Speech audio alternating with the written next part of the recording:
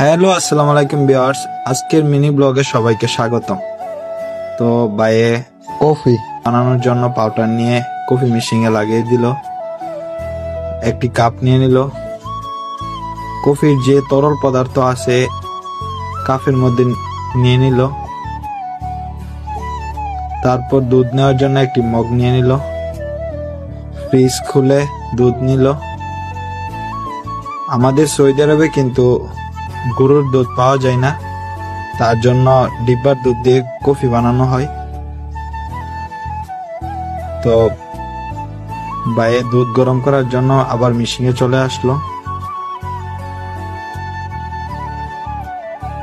দুধ গরম হচ্ছে। তো এবার দুধ গরম করা শেষ।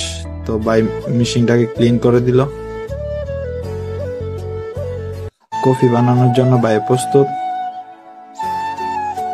হালকা করে নেড়ে নিল। তারপর বাইরে আর্ট করার জন্য প্রস্তুত। দেখা যাক বাইরের আর্টটা কেমন হয়। তো সবাই কমেন্টে বলবেন বাইরের আর্টটা কেমন হয়েছে। আমার কাছে খুবই অসাধারণ লেগেছে। Wow, nice. তো ভাই এবার খেয়ে বলবে কফিটা কেমন হয়েছে। ভাই বলতেছে সেই